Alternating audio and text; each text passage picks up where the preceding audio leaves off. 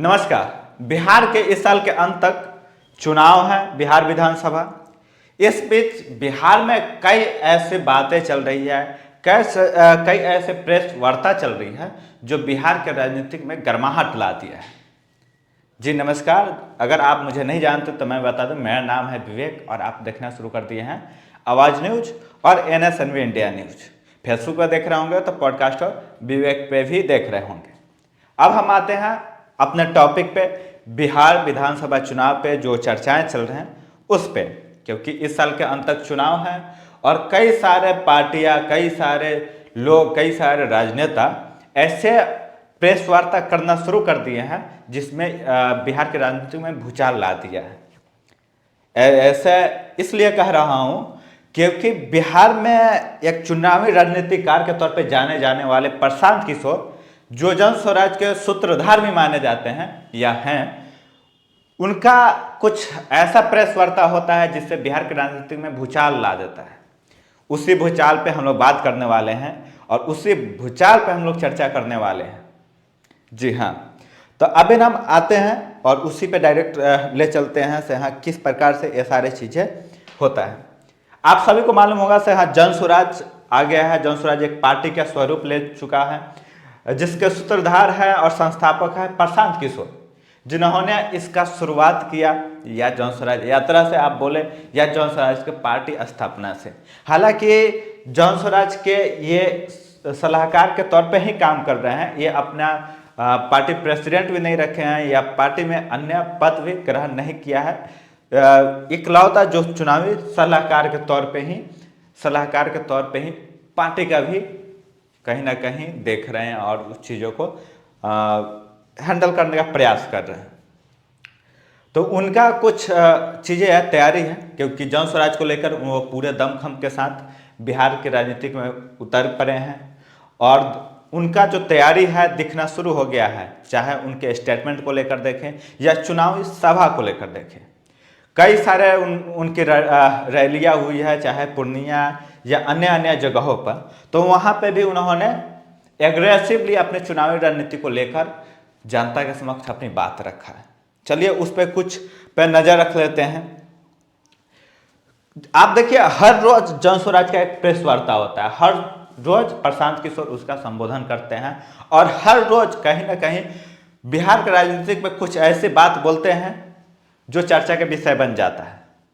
चाहे वह बीजेपी के खींची हुई बातें से हाँ इलेक्शन आ जाएगा तो मोदी और शाह जी बिहार में दिखने लगेंगे, मोदी शाह जी का बिहार में हेलीकॉप्टर घूमने लगेगा, ये भाजपा पे कटाक्ष है।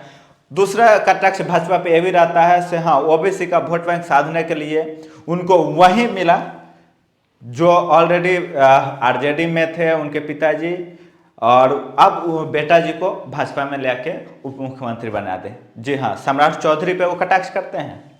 साथ ही नीतीश कुमार के स्वास्थ्य पे भी कई सारे सवाल उठाते हैं और कहते हैं से एक बार जांच करवा ले, अगर हमारी बातों पे भरोसा नहीं है तो एक बार जांच करवा के पब्लिक में रख दे। ये सारी चीज़ें बातें चलती है। इस बीच बहुत सारे आते हैं, बीजेपी को ही नहीं छोड़ते, जदयू को ही नहीं छोड़ते, आरजेडी पे भी उतना ही कटाक्ष करते हैं। सिर्फ 20 साल उनको मिला, 15 साल मिला आरजेडी को, उन्होंने क्या किया। दूसरा चीज और भी बोलते हैं से चुनावी मेढक के तौर पे ये लोग काम करते हैं, बाकी साल नहीं दिखते हैं, जब चुनाव आता है तो एक्टिव हो जाते हैं, चाहे वो लोकसभा हो या विधानसभा। हेलीकॉप्टर पे भी उन्होंने बोला से हाँ तेजस्वी यादव हेलीकॉप्टर को ट्रैक्टर बना देते हैं, ऐसे वक्तव्य देते हैं, तो क्या ये पॉसिबल है?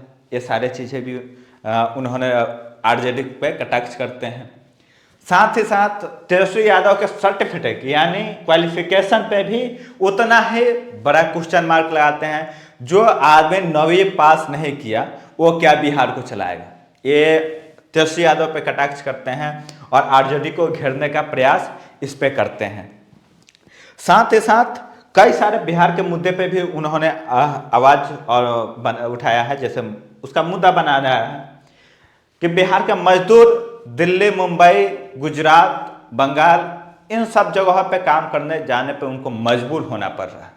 तो बिहार के नेता जो एक मुख्यमंत्री 20 साल रहे, दूसरा वाले पार्टी के 15 साल रहे, इन लोगों ने 35 सालों में क्या किया जो बिहार के मजदूरों को बिहार से बाहर जाना पड़ रहा है। ये बहुत बड़ा मुद्दा बना दिया है उन्होंने, क्योंकि इस पे आज तक कभी बात नहीं होता था, लेकिन अब इस पे वार्ता होना चालू हो गया है। कई सारे प्रेस कॉन्फ्रेंस होते हैं जिसमें वार्ता में ये रखा जाता है कि बिहार के मजदूरों के लिए हम वो काम करेंगे, इंडस्ट्री हम यहाँ पे बैठाएंगे जिससे उनको अन्य राज्यों में काम करना नहीं जाना पड़े। ये प्रशांत किशोर का कहीं ना कहीं उपलब्धियाँ मानी जा सकती हैं। से मजदूरों के जो मुद्दा है वो चुनावी चर्चा में शामिल कर दिए हैं। इसके साथ साथ बहुत सारे चीज़ें हैं जो आपको हम बताएंगे। बिहार के कई सारे जो नेता हैं जो इस पे उनके वक्तव्य पे कटाक्ष करना नहीं चाह रहे थे, कब कहीं ना कहीं बचते हुए दिख रहे थे, उन सभी को भी एक घेरने का पूरा प्रयास किया है। कई सारे वक्तव्य दिए जिससे मजबूरन किसी किसी पार्टी को थोड़ा थोड़ा बोलना पड़ा, क्योंकि हर पार्टी, चाहे वो बीजेपी हो, चाहे वो आरजेडी हो, चाहे वो जदयू हो, उनको प्राइवेट लिमिटेड के अलावा उनके बातों पे कोई भी बोलने से बचता है और कहीं ना कहीं बोलने से डरता है। से कहीं ना कहीं उनकी जो रणनीति है, उनकी जो मांग है और उनकी जो मुद्दा है उसमें सटीकता है। इस कारण से सभी राजनीतिक दल उनसे कहीं ना कहीं किनारा कर चलना पसंद कर रहे हैं। अगर कुछ लोगों के देखेंगे, चाहे चिराग पासवान को, तो चिराग पासवान कहते हैं ऐसा नहीं, बहुत अच्छा विजन के साथ उन्होंने बिहार में उतरा है। वहीं कन्हैया कुमार का भी सुनेंगे तो वह सेम चीज़ आपको लगेगा ऐसा नहीं, प्रशांत जी बिहार के लिए उतरे हैं ज़मीन पे, उनका विजन अच्छा है, हम उनके साथ हैं, जो बिहार के लिए अच्छा करेगा उसके साथ हम रहेंगे। तो जहाँ एक तरफ वो चुनावी सभा भी कर रहे हैं कन्हैया कुमार, तो दूसरी तरफ प्रशांत किशोर का आलोचना भी नहीं कर रहे हैं, क्योंकि उनके कामों को सराह रहे हैं। से उनका विजन है और उस विजन में अगर बिहार के उत्थान के लिए काम करेंगे तो हमें कोई आपत्ति नहीं है, हम उनका साथ देने को तैयार हैं। ये सारे चीज रहा। इसके साथ साथ अभी जो बातें चली, वक्फ बोर्ड का मुद्दा रहा, तो उस पर भी उन्होंने खुलकर बोला से हम ना तो बीजेपी के विरोधी बन सकते हैं, ना बीजेपी के सपोर्टर बन सकते हैं। कहने का मतलब ना हम हिंदू विरोधी बन सकते हैं, ना हम मुस्लिम विरोधी बन सकते हैं। बस सरकार के कहीं ना कहीं खामियां रही कि अपनी जो जानकारी है पब्लिक प्लेटफॉर्म पर नहीं लाएं, जिन माइनॉरिटी उससे प्रभावित हैं उनको बातें नहीं समझा पा रही है, तो कहीं ना कहीं बोलो सरकार की फेलियर है, उन नेताओं का फेलियर है जो इसमें संशोधन करने जा रहे हैं। ये सारे चीज़ें थी। उसके अलावा कई सारे मुद्दे रहा, जैसे किसी की चुनावी सभा पे से हेलीकॉप्टर से घूमने से चुनावी सभा नहीं होती है, लोगों की परेशानी नहीं दिखती है। नीतीश कुमार के रैली पे भी बोला से अगर आप रैलियाँ लेकर चल रहे हैं, 50 गाड़ियाँ 100 गाड़ियाँ चल रही है, तो आपके पास वो समस्या, वो जनता का समस्या नहीं आएगा जिससे आप निदान दे पाए। बोलो आप खुद स्वस्थ नहीं हैं और चीज़ें आप समझ नहीं पा रहे हैं, आपको जो चीज़ें दिखाया जा रहा है वही देख रहे हैं, जो चीज़ें एक्चुअल है वो आप नहीं देख रहे हैं। तो ये सारे चीज़ आरोप लगाएं और अपना जो चुनावी पत्ते हैं वो फील्ड में छोड़ दिए हैं। चुनावी सभा कर रहे हैं तो सभी नेता, चाहे वो तेजस्वी यादव हो, चाहे वो नीतीश कुमार हो, चाहे वो भारतीय जनता पार्टी के सम्राट चौधरी हो, विजय सिन्हा हो या अन्य नेता हो, सभी को कहीं ना कहीं प्रशांत किशोर एक टेंशन के रूप में देखना शुरू हो गए हैं।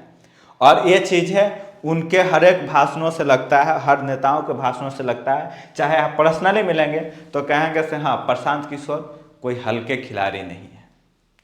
दूसरा चीज़ एक और कटाक्ष करते हैं प्रशांत किशोर से, मुस्लिमों का जो मजबूरी है आरजेडी या लालू यादव, अब ये मजबूरी नहीं है, उनके पास विकल्प है जन स्वराज।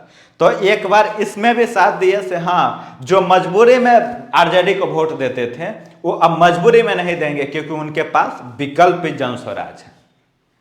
जन स्वराज वह एक निष्पक्ष पार्टी के तौर पे खुद को दिखाते हैं प्रशांत किशोर, जो एकदम निष्पक्षता के तौर पे दिखाते हैं, धर्मनिरपेक्ष भी दिखाते हैं। ऐसे मुस्लिमों का भी पार्टी है और हिंदुओं का पार्टी भी है।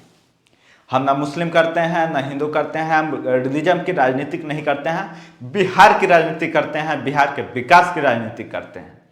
उनका कहना है कि अगर हम आते हैं तो हर पंचायत में रोजगार के लिए कुछ ऐसा करेंगे जो हर युवा 10-12 हज़ार 15 हज़ार के लिए अन्य राज्यों में नहीं जाना पड़े।